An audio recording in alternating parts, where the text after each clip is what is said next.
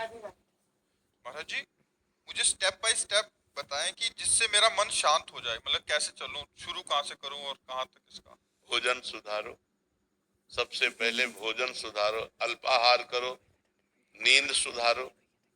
नींद सुधारने का मतलब 5 घंटे या 6 घंटे जो टाइम रखो वो रात्रि में होना चाहिए और ब्रह्म मुहूर्त में उठना चाहिए। अगर स्टेप बाय स्टेप चलना चाहती हो तो पहले भोजन सुधारो। आपका भोजन सात्विक होना चाहिए, पवित्र होना चाहिए और धर्म के द्वारा कमाए हुए धन से होना चाहिए। दूसरा, आप अपनी नींद सुधारो। नींद में 6 घंटे सोने को होने चाहिए। 10 बजे से लेकर 4 बजे तक कितना समय हुआ है? हाँ, 4 बजे ठीक ब्रह्म मुहूर्त में उठ जाओ। अगर आपको ठीक चलना है, भजन करना है, तो ये 7 8 8 बजे तक जो 9 9 बजे तक सोते हैं, ये स्टेप बाय स्टेप भजन कर पाएंगे। इनका जीवन ही व्यर्थ है।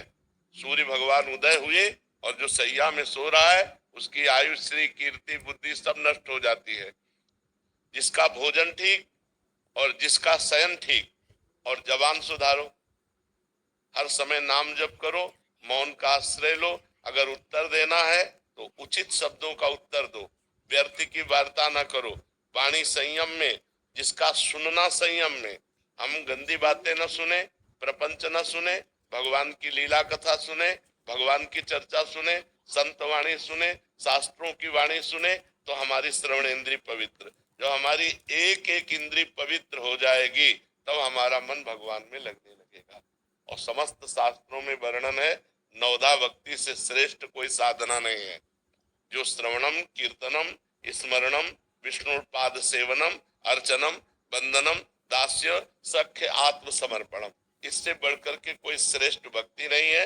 9 प्रकार की भक्ति ही प्रेम लक्षणा भक्ति प्रदान करती है। पर हम पहले अपने आचरण सुधारें, हर इंद्री को पवित्र करें। अब जो व्यभिचार करते हैं, गंदी आदतें, गंदे आचरणों में, और वो सोचे कि हम भक्ति, तो भक्ति का नाटक कर लें, भक्ति नहीं हो सकती।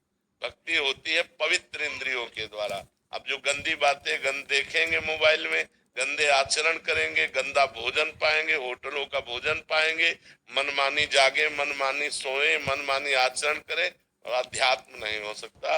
वो मनमानी आचरण उनको नरक दुर्गति की तरफ ले जाएगा, भगवान की प्राप्ति की तरफ नहीं ले जाएगा। तो इसलिए पहले सुनना ठीक करो, देखना ठीक करो, बोलना ठीक करो, सोना ठीक करो, भोजन ठीक करो, और फिर 9 प्रकार की भगवान की भक्ति को अपने हृदय में धारण करो।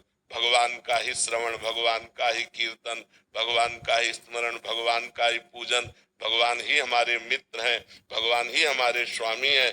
भगवान को आत्मसमर्पण, अर्चन, बंधन, इसी से भगवत प्रेम प्राप्त हो जाता है।